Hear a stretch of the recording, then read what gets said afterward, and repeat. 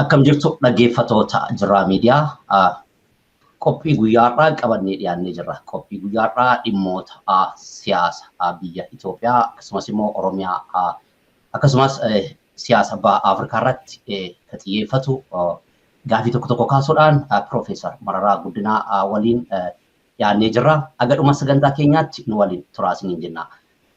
Baga nagaan dhuftanii Profeesar. Baga nagaan na eegdan. Egaa waamicha Jirraa miidiyaa kabajanii dhufuu keessaniif maqaa dhaggeeffattoota keenyaatiin baay'ee galatoomaa isiniin jenna. Sagantaa har'aa jalqabuudhaa fi Profeesar Mararaan amma luba ba'anii jiran immoo hojiirra jiru. Soorama baatan immoo hojiitti jirtanii yeroo kana Profeesar. Biyyatti lachuunuma keessan jira. Tole hojiirra yoo jiraattanii eessa hojjechuu jirtan amma maal hojjechuu jirtanii akka barsiisaa akka turtanii ni beekna. Eessatti barsiisaa jirtanii? Iddoon dur jiru yuunivarsiitii Finfinneetti barsiisaa jira. Tole egaa gosa barnoota kan barsiisaa jirtanii sa'aatii guutuu isa hojjettu moo paartaayimiidha moo akkamii hojiin kun? Samasa guutuudhumaan hojjedha. Siyaasa biyya sanaa, siyaasa Afrikaas irra jireessa immoo warra ijoollee digirii dhumaa PhD hojjetanii gorsuu waan akkasittiin bobba'ee jira. Galatoomaa Profeesar gaafiin itti aanu akkuma beekamu yeroo kana miseensonni keessan mana hidhaa jiran keessaayyuu miseensonni dhaaba kana sirriitti hojjetaa turan mana hidhaa jiranii. Uummata keessa gaafiin ka'u Koongiresiin Federaalawaa Oromoo miseensonni isaanii hidhamanii osoo jiranuu miseensonni isaanii akka gallakkifamaniif akkasumas immoo akka namoonni kaan hidhamanii jiran hundiyyuu mirgi isaanii akka kabajamuu fi Koongiresii fi akkasuma dhaabbileen siyaasa mormituu biyya keessa jiranii aga barbaadamu hojjechaa jiranii. Kun immoo mootummaa biltsiginnaatiif yeroo kennaa akka jirantu mul'ata. Sana ta'a laata jedhanii warra yaadantu jira. Maal jettu asirratti? Nuti amma dandeenye hojjetaanuma turre hojjetaanuma jirra. Akkuma beektan amma filannaa keessaa fa'aa kan baane gaaffiin guddaan qabxiin guddaan miseensota keenya nu hiikaa isa jedhudha. Dirree siyaasaas bal'isaa miseensa keenyas nu hiikaa isa jedhudha. Amma humna keenya hojjechaanuma jirra jechuu kooti. Sanuma wal qabatee dhaabbileen siyaasaa baay'een erga biltsiginnaan keessaa 2018 warra mootummaa dhafiin jedhan kana ilaaluu jiranii yeroo kennuufi waan barbaadan fakkaata. Kanaaf mootummaa irratti aga barbaachisu dhiibbaa godhaa jiranii. Fakkeenyaaf yeroo 2018 dura mootummaa duraan ture irratti hiriira nagaa fa'itu waamama ture. Fincila mirgi sabaa akka kabajamu jedhutu uummata keessaas dhaabbileen siyaasaas tolchanii gaggeessaa turanii. Garuu amma fakkeenyaaf sadarkaa hiriira nagaa yaamuudhaan uummanni akka mirga isaatiif dhaabbatu qarree fi qeerroo qindeessuudhaan hojiin dhiibbaan mootummaa irratti godhamu mirgi dhala namaa akka kabajamuuf hojiin godhamu baay'ee laaffatee jira jedhanii komatanii dhaabbilee siyaasaa hunda keessan qofa ta'uu baatullee mee achirratti maaltu jira? Maaliif mootummaa wanti isin gaafattan maaltu jira? Hiriira nagaa yaamuudhaan mirgi namaa akka kabajamuuf wanti isin dhoowwe maaltu jira sadarkaa kanatti? Akkuma isin jedhe hamma dandeenye ibsa baasuunis haa ta'u, miseensa keenyas sochoosuu haa ta'u, filannaanis dirreen siyaasaa dhiphatee keessatti fudhachuu dadhabuudhaan haa ta'u, walgahii paartolota biyya sanaa gubbaatti dubbii ka'uun haa ta'u, amma umma keenyaa hojjechaa jirra jechuudha. Ammas hiriira nagaa fa'aa isa waan tokko namni kaasu namni keenya akka hin taanetti miidhamuu hin danda'a. Mootummaan silas hiriira nagaa karaa mormituu jiru silas cufeera, dirree siyaasaa dhiphiseera. Sanada akka namni alaa eegutti sana bira dabarree yoo deemus hoo yaallee namni keenya baay'ee miidhamuu hin danda'a. Akkuma biyyi sun lola guddaarra jirti. Iddoo baay'ee lola qawwee keessa jirti. Innaas hiriira nagaa fi qawwee wal bukkee deebisuu yaala yoo jette miseensa kee boruuf iftaan akka yeroo murteessaa akka ta'utti sochoosuu dandeessu, maal gochuu dandeessu. akkan taanetti miidhuun dandeessa sii galee. Miisisuun dandeessa. Yaa kana amma karaa tokko lolli Tigraay bichaa miti, karaa olii bichaa miti. Oromiyaa keessas iddoo baay'ee lolli jira, iddoo baay'ee sochiin jira, iddoo karaa sibiilaa jechuuti, karaa qawwee, karaa maalii kana.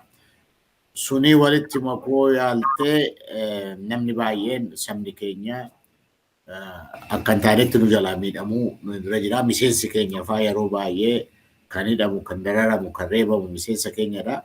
Humna keenya akkan taanetti akka nu jalaa miidhamne barbaannaa jechuu kooti. Wallaallee miti, maal jennee miti, garuu biyya sana keessa lola dhumaatu deemaa jira karaa baay'ee jechuu kooti. Yaa kanaa of eeggannoo lubbuun miseensa keenyaa, saba keenyaas akkan taanetti akka hin baane kana qusachuu danda'uun nurra jiraa jechuu kooti.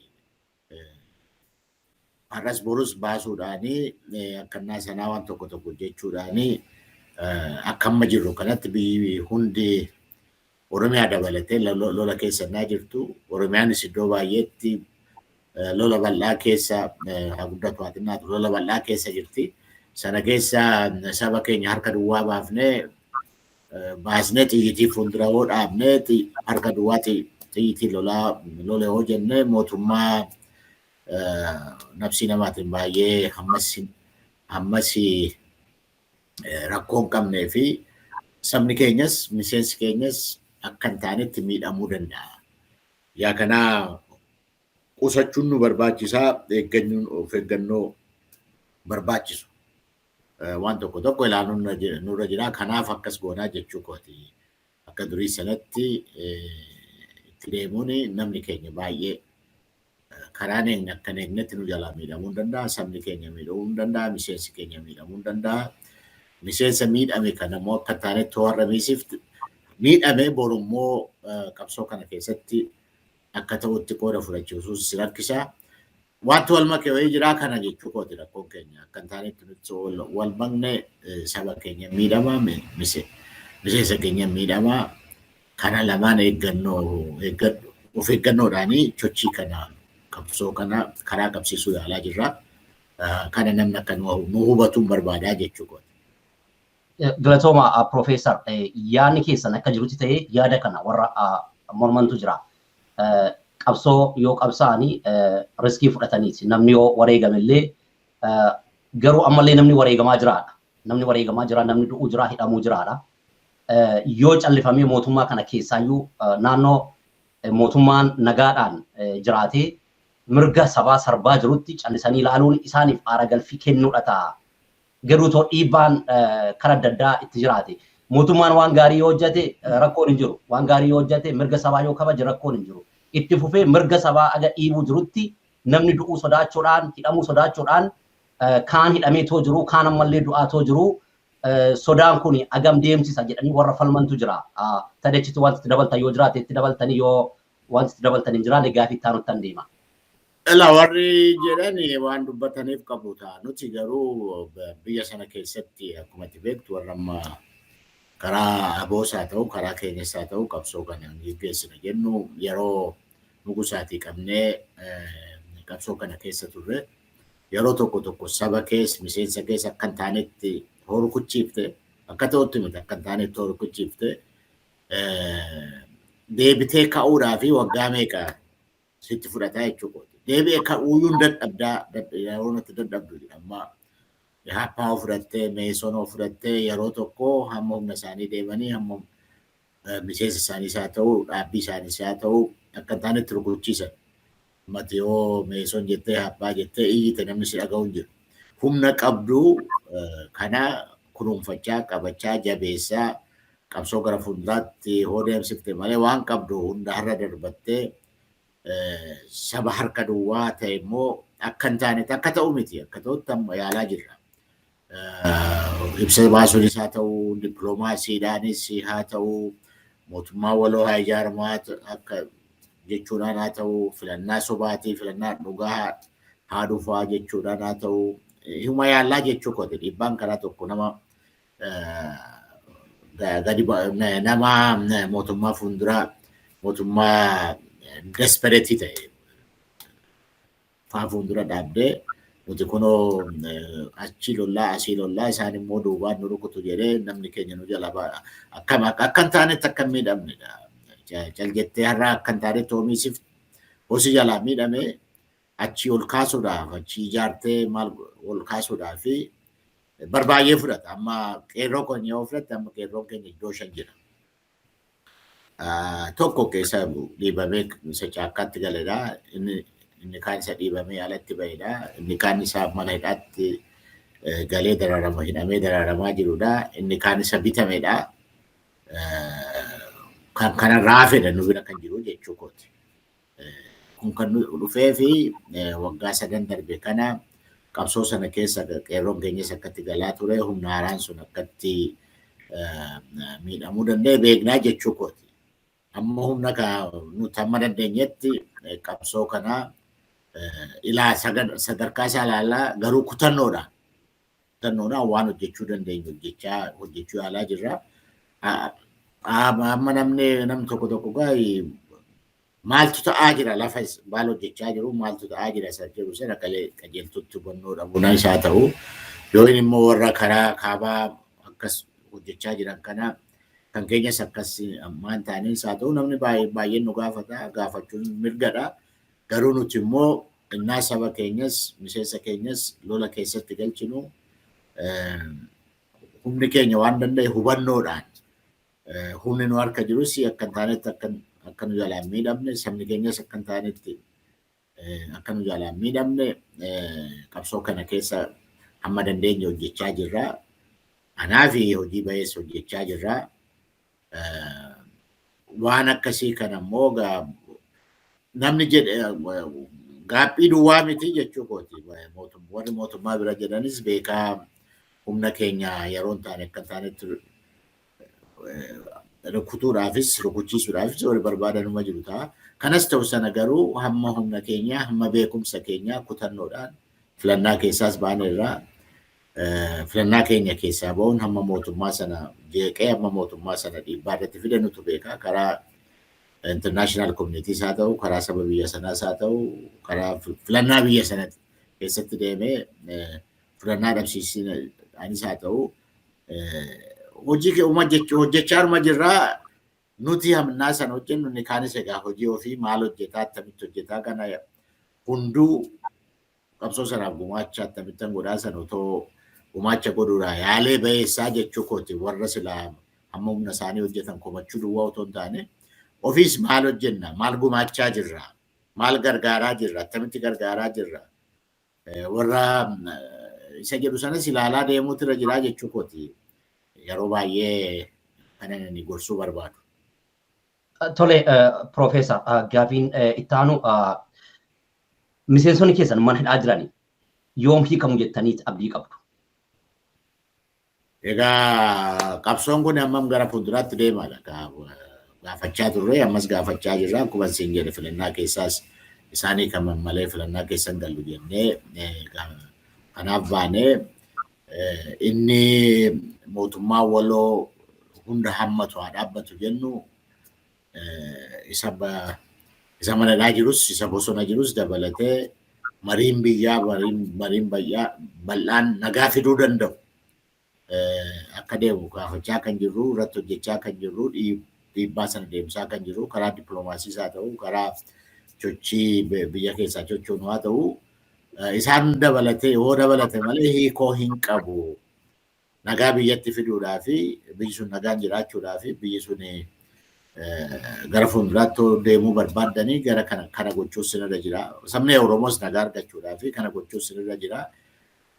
Kana yoo ta'e malee isaa hawwitan isin argattanii jechuu isaanittis immoo innaa negotiationiidhaas diriiriidhaas innaa nu gaafatanii isuma kana olaantummaan gara fuulduraatti dhiibuu irra hojjennaa qabsoon kun bitaanis mirgaanis gaafa gara fuulduraatti deeme ni kamu mootummaan sunis biyya akka deemu kanatti biyyaaf akka nagaa fiduu hin dandeenye argaa jira hubachaa jira.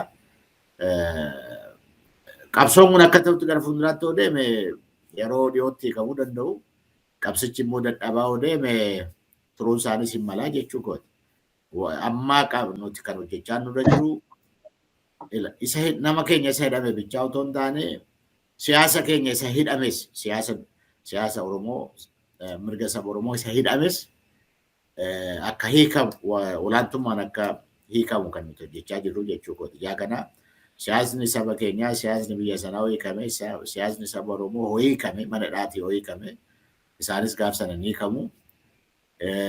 Hidhaanoo siyaasa keenyattis siyaasa saba keenyaattis siyaasa biyya sanaattis hidhuun itti jabaachaa deeme isaanis turuun hin malaa.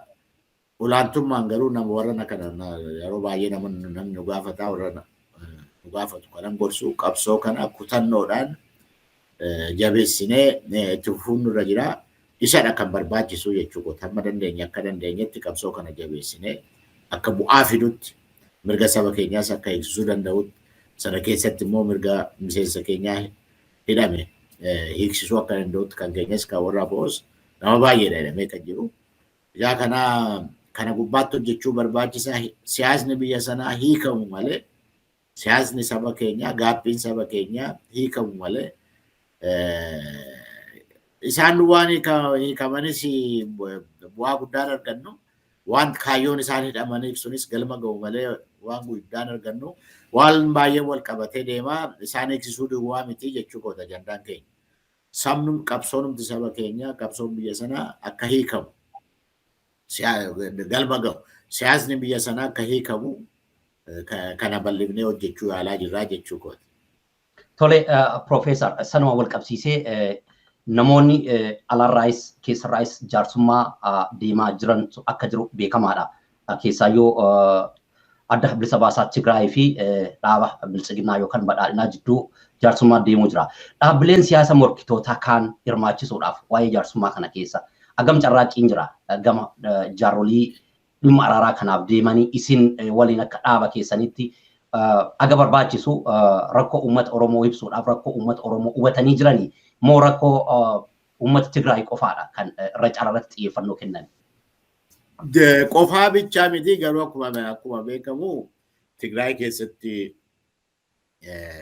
wanti ka'aa ture wanti Tigraayis bira darbee karaa kaabaa kana chochiin jiru lolli jiru bal'aadha. Nama baay'ee dhumaa jira nama baay'ee dararamaa jira nama baay'eetu buqqa'aa jira.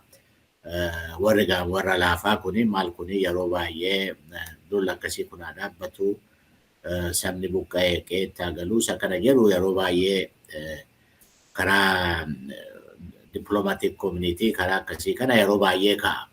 Garuu karaa hunduu warri silaa mormituu biyya sanaa warri fooyyee qabanii warri qabsoo biyya sanaa karaa laga ceesisuudhaa fi warri humna qaba yaalaa jiraniin nus dabalatee warra aboos dabalatee warri wanti nuti jechaa jirru mootummaa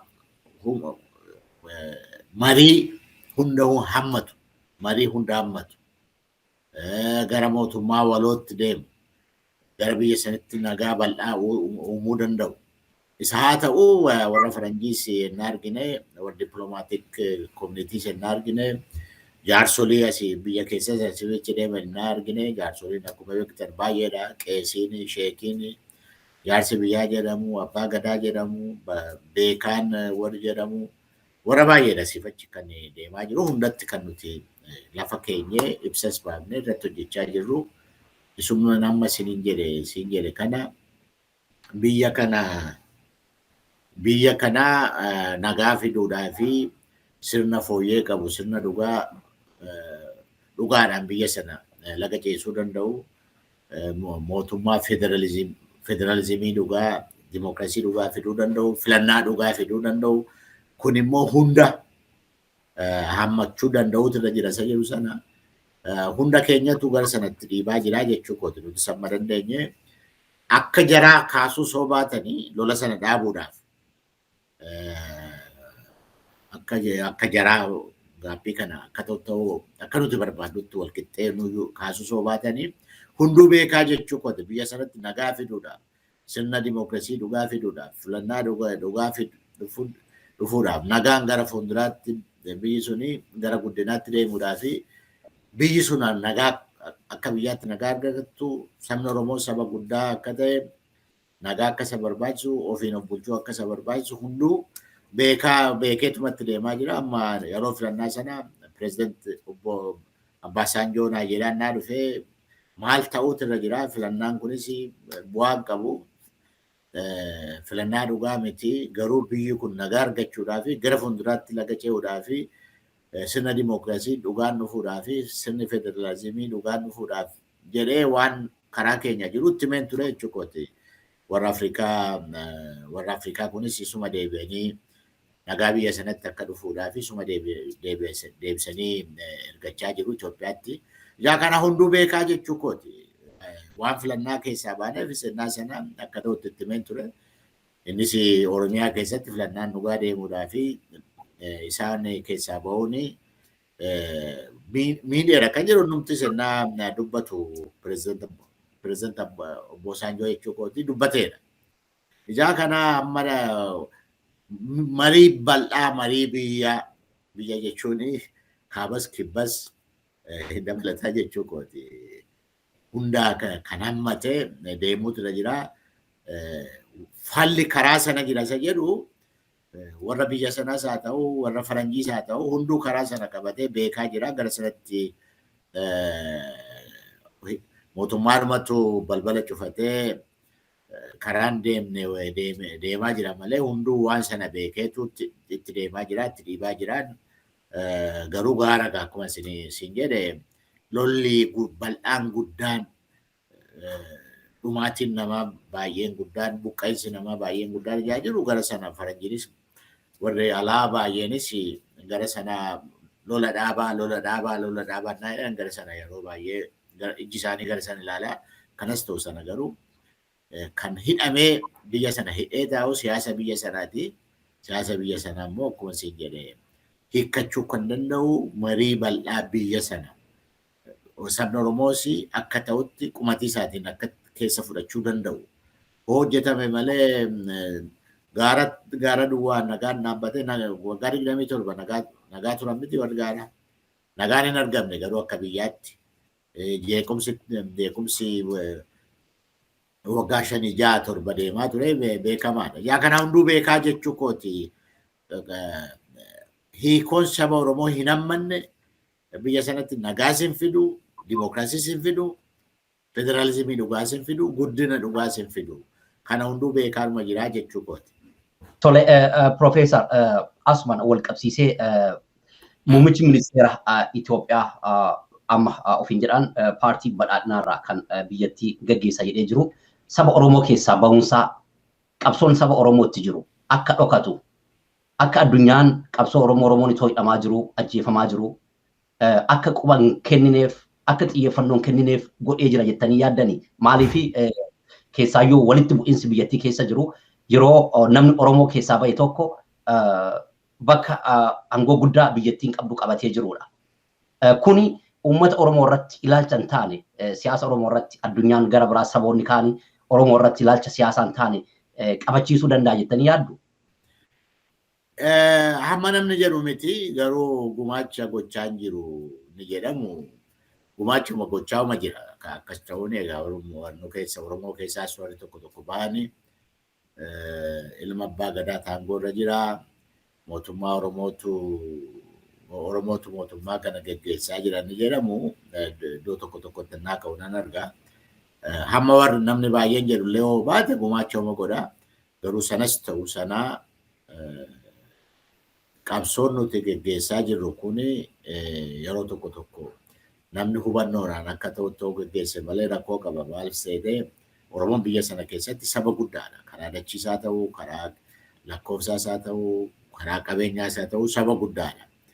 Sabni guddaan miidhamennaa jedhu addunyaanis akka sabni bicuun miidhame jedhuutti ni ilaalu jechuu kooti. Maaliif sabni bicuun miidhame yoo jedhe lafarraa baduu danda'a, buqqa'uu danda'a, manca'uu danda'a.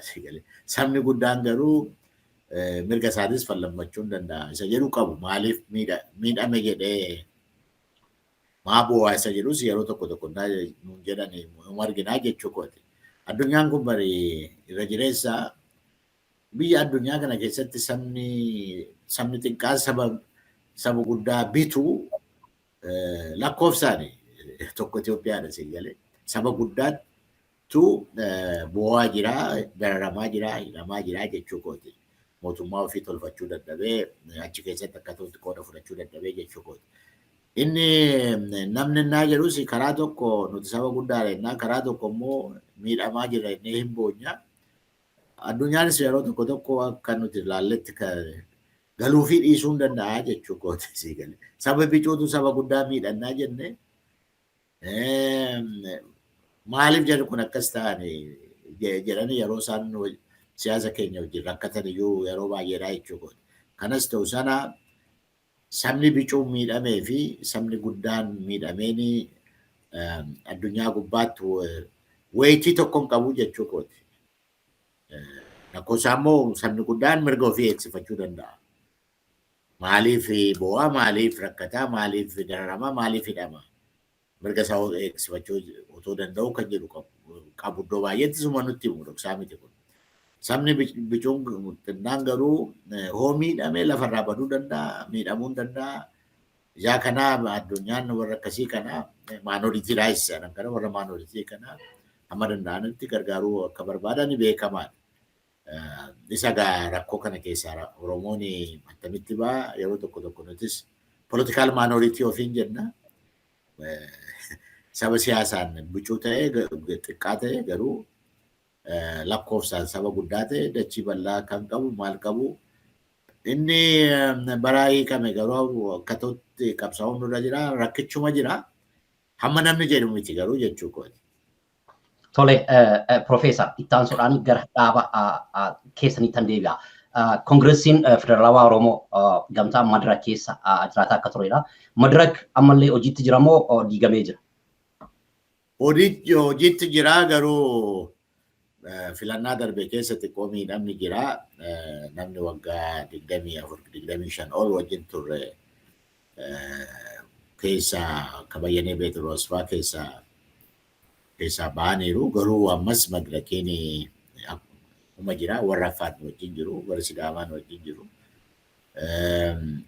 nuti keessa jirra warri Tigraay Araanaa Tigraay warri jedhan nu keessa jiru Madirakiin akka Madirakiittuma jira garuu rakkoon isaa akkuma isin jedhe bal'achuus hin danda'a ture boordii filannootu karaa nutti cufe malee warra kaan wajjinis gamtaadhaan hojjechuudhaa fi warra ABO wajjinii warra ONLF warra Ugaaden Nasaa hojii Gimbaarii wajjinii warra Agawuu wajjinii warra Kafaa wajjinii bal'ifnee hojjechuudhaa fi boordii filannoo iyyuu galchinee turre isaanumatu akka nuti barbaannetti filannaa keessaa wal qabatanii galan rakkisuudhaani ABO gubbaattis dhiibbaa deemsisanii hunda keenya gubbaatti dhiibbaa deemsisanii gara fuulduraatti akka tarkaanfanne godhan malee jiraa jechuu kooti ammas hojjechaadhuma jirra.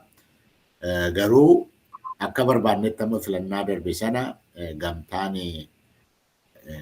karaa keenya Madirakii fi gamtaan karaa OLF tumsi kan jedhamu kan ture walitti makamnee walii mallatteessinee boordii filannoo iyyuu too filannaan dhugaa jiraate galchinee turre karuma boordii filannoo mootummaan gufuu ta'ee dhaabe malee baay'eeyyuu deemuu hin dandeenya ammas hin eegdan caalaa jechuu kooti.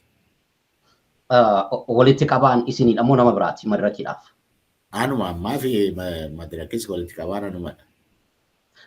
Tole egaa Profeesar Bayyanaa Phexros waliin hariiroon keessan amma maal fakkaata? Gargarchitee.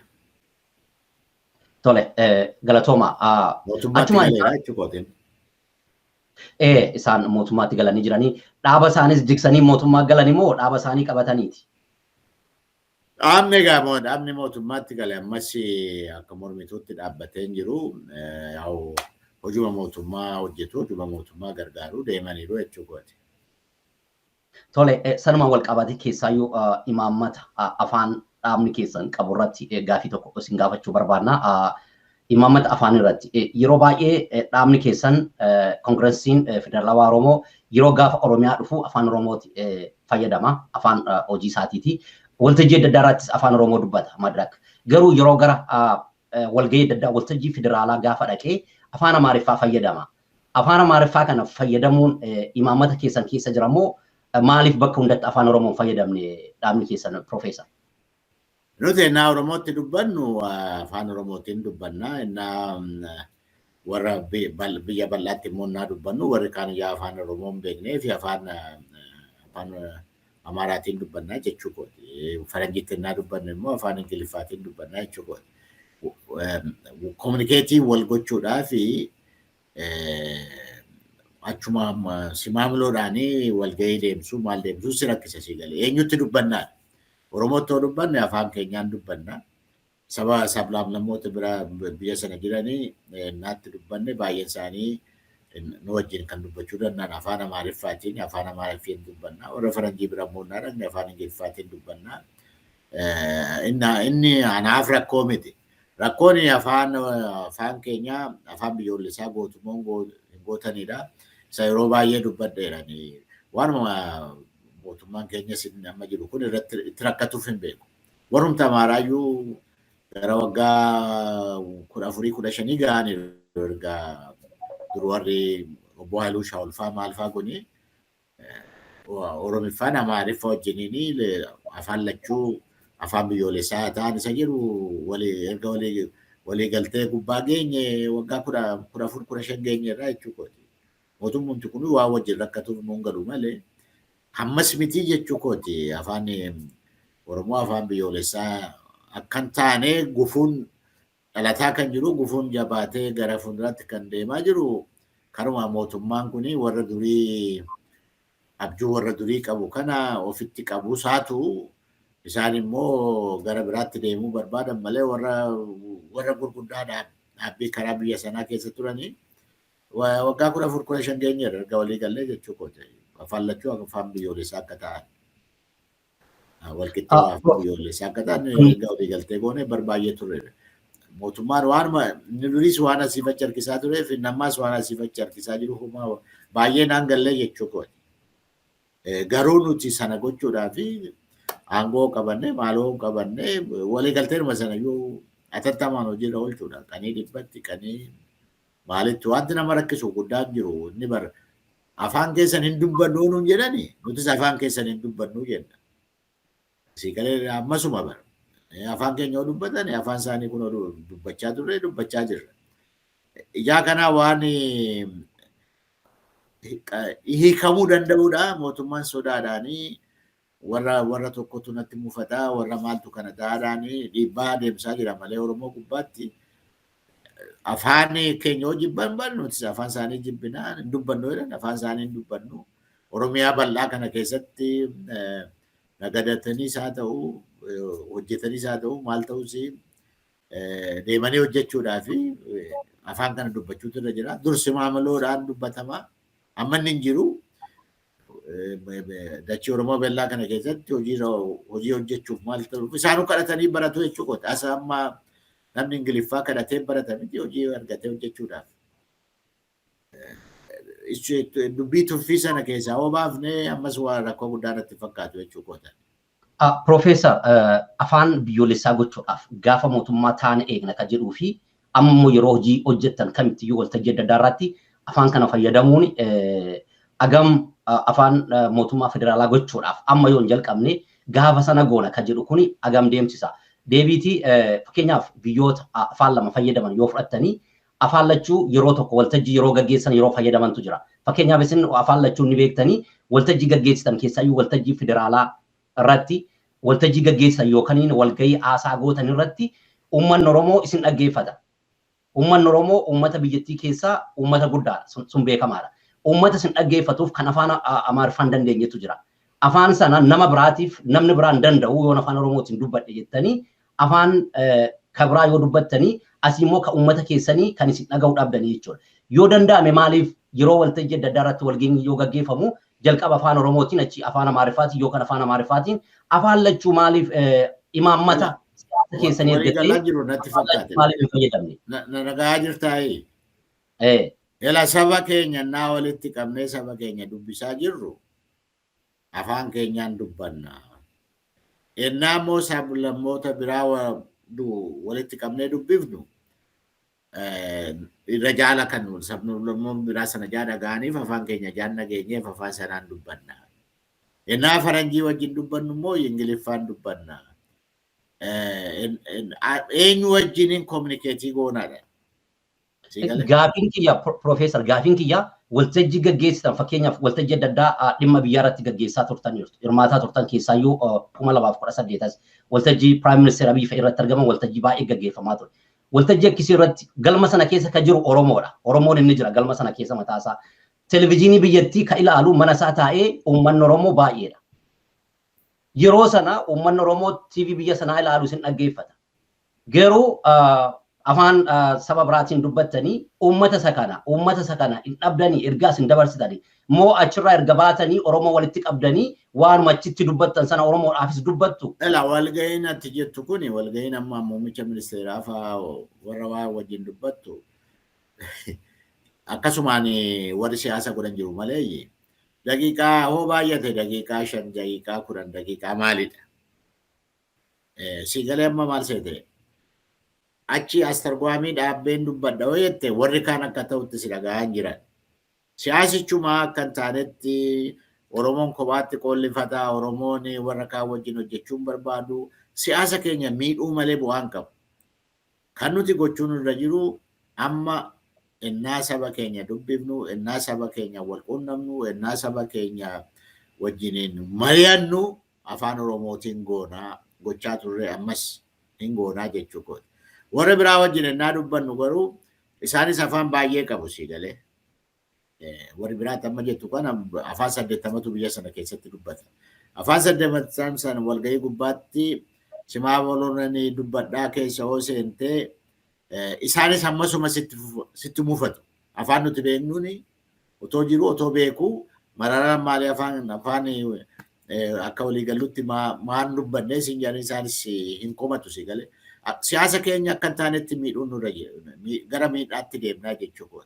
Kan ta'uun irra jiru tokko afaan sun afaan biyyoolessaa akka ta'u irratti hojjechuun nurra jira. Irratti gara fuulduraattu aangoo qabannee qanii dhibbaa ta'u qanii maalaa ta'u keessatti waan nama rakkisu jiru gara sanatti deemnaa lafa keewwannee sagantaa keenya gubbaa jiraa jechuudha. Innaa saba keenyaan paartileen Oromoon naa wal geenyu innaa saba dubbifnu afaan keenyaan dubbanna. Amma wallaffii wajjin afaan Amaariffaatiin miti kan dubbannu. Siigalee warra kaan wajjin garuu yoo hin Ingiliffaadhaa yoo hin Amaariffaadha. Maaliif isaan sun maal dhaga'uudha. Taphni afaan bichaa miti. Taphni siyaasaa bara afaan bichaa miti gurbaadha.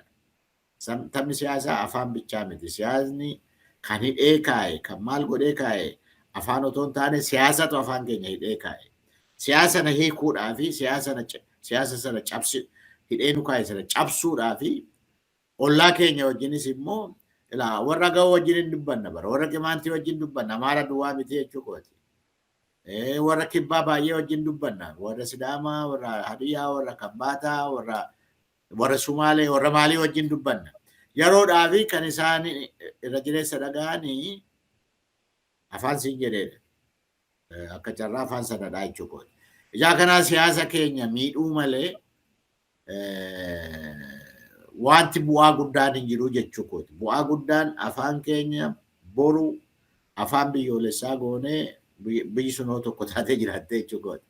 Afaan biyyoolessaa goonee itti hojjechuudha jechuudha.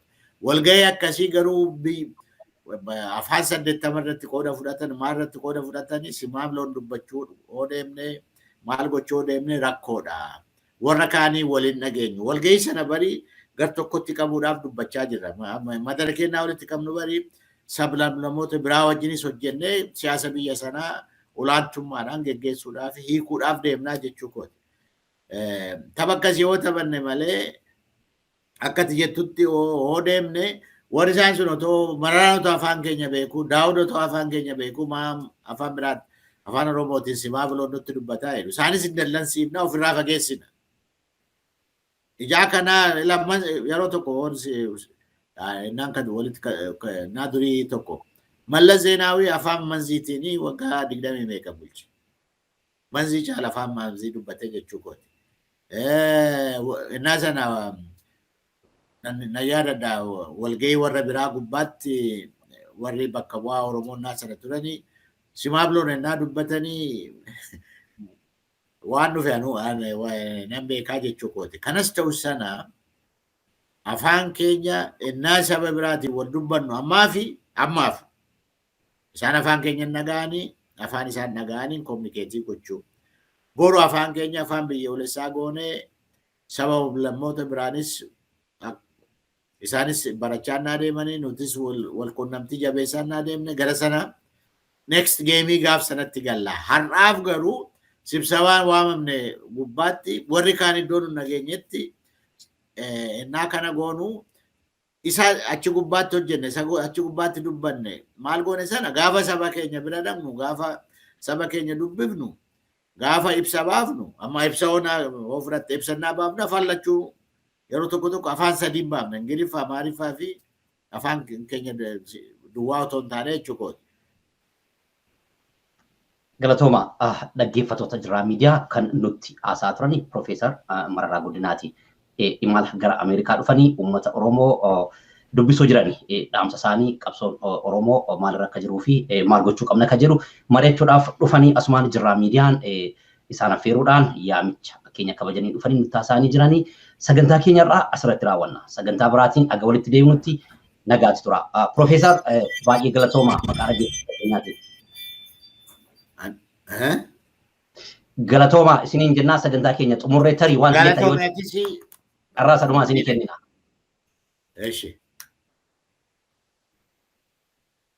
An xumureen jira gama kiyyaan gaafii kiyya xumureen jira. Isin wanti itti dabaltan yoo jiraatu ibsa. Ani fidadheeraa gaaddoo jirrutti warra hafe kana siyaatiin kana gara fuulduratti nagaa borumeensootaan deemaa jira. South Dakotaas nan nagaa, Bostonis nan nagaa, DCttis nan deebi'a. Warri iddoo biraa baay'een galateeffadha. Sabni keenya biyya hambaa jiru gargaarsa beessa nuu kennaa jira. Warra hafanis egaa warri ja'an kuni Seattle, DC, Boston, New Yorkidhaas nan kanatti fakkaate. Seattle fi South Dakotaas wal jedhanii Washington fa'aa maal fa'aa kana Minnesota qabatee gargaarsa barbaachisu akka nuu kennanii kanumaan waamicha godhaa fi galatoomaan jedha. Galatoomaa fayyaa ta'a. Okay.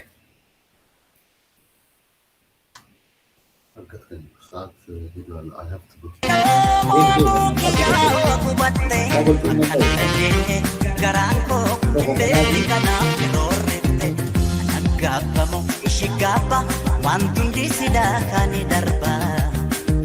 Garanaaf kenne ishiif kenne waanuma yaanni ishii gootu otuma laalee maal qaba marra kadhee hin qoostiyoo jaalatamtu hin boontiyoo marra kadhee hin qoostiyoo jaalatamtu